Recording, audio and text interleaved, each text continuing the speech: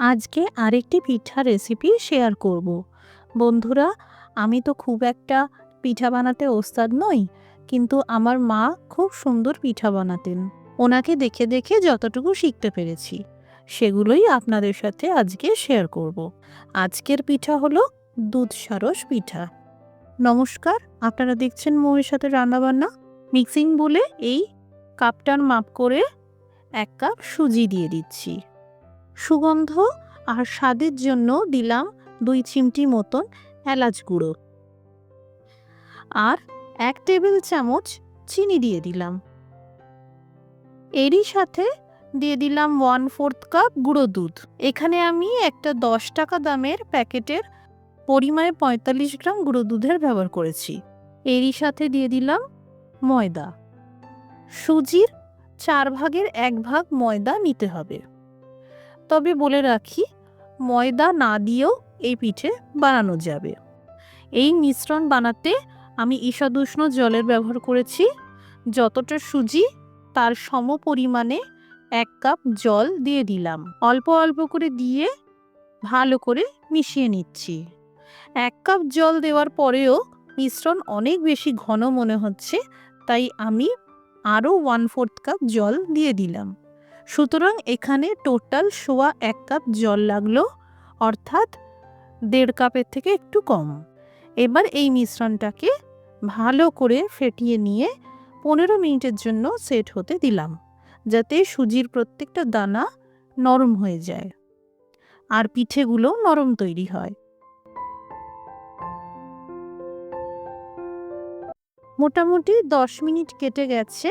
মিশ্রণটা অনেকটাই ড্রাই হয়ে গেছে। জল সোক করে সুজির প্রত্যেকটা দানা নরম হয়ে গেছে।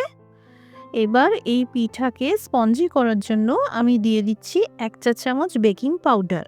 যদি হাতের কাছে বেকিং পাউডার না থাকে তাহলে বিকল্প হিসাবে আপনারা ইনোর ব্যবহার করতে পারেন। এখানে 6টা প্লাস্টিকের বাটি নিয়েছি। আপনারা কাঁচের বাটি, স্টিলের বাটি যে কোনো একটাতেই করতে পারেন। আমি এখানে তেল দিয়ে ব্রাশ করে নিচ্ছি। আপনাদের পক্ষে সম্ভব হলে আপনারা ঘি দিয়েও ব্রাশ করে নিতে পারেন।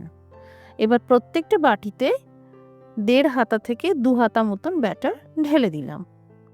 এই পিঠা ভাপানোটা অনেকটা ইডলি ভাপানোর মতনই। সুতরাং যদি আপনাদের কাছে ইডলি মোল্ড থাকে সেটাতেও আপনারা এই পিঠেগুলোকে ভাপিয়ে নিতে পারেন।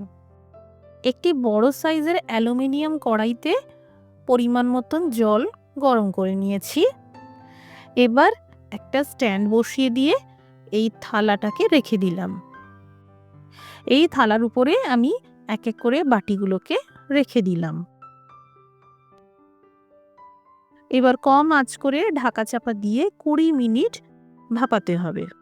20 মিনিট পর ফিরে আসছি। মোটামুটি 10 থেকে 15 মিনিট মতন কেটেছে।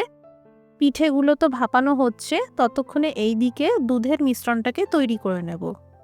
কড়াইতে নিয়েছি 500 ml গরুর দুধ। যদি আপনারা আমার মতন 1 কাপ সুজি আর 1/4 কাপ ময়দা দিয়ে পিঠেগুলো তৈরি করেন, সেক্ষেত্রে 500 ml থেকে 1 লিটার পর্যন্ত দুধ নিতে পারেন। ক্রমশ নাড়াচাড়া করে দুধ ফুটিয়ে নেব। এবারই ফুটন্ত দুধের মধ্যে দিয়ে দিলাম 1/2 চা চামচ এলাচ গুঁড়ো আর সেই সাথে 1/4 কাপ গুঁড়ো দুধ। যাতে দলা না পেকে যায় তার জন্য এইভাবে গুঁড়ো দুধ দেওয়ার সঙ্গে সঙ্গেই আমি দুধের মিশ্রণটাকে ফেটিয়ে নিচ্ছি। এই মুহূর্তে আমার হাতের কাছে যথাযথ পরিমাণে পাটালির গুড় নেই।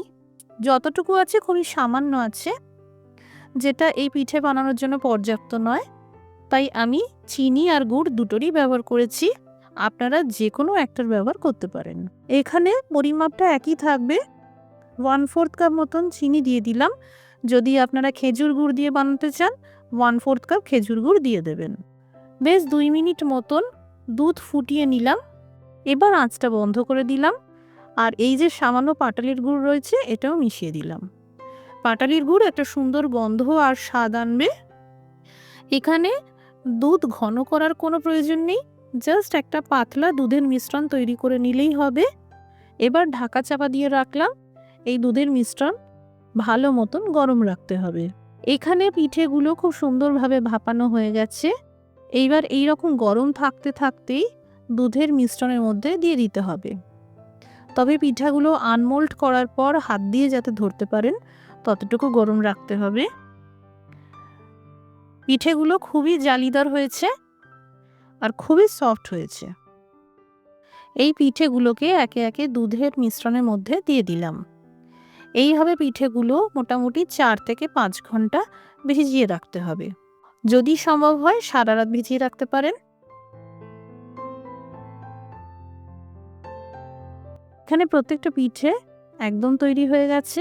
এই পিঠে হালকা গরম করে খেতে বেশি ভালো লাগে, তাই যখনই পরিবেশন করবেন এইভাবে দুধের মিশ্রণের সাথে পরিবেশন করবেন। তৈরি হয়ে গেল দুধ সারস পিঠে, একদম সহজ পদ্ধতিতে। বাড়িতে বানালে কমেন্ট করে জানাতে পারেন কেমন তৈরি হলো।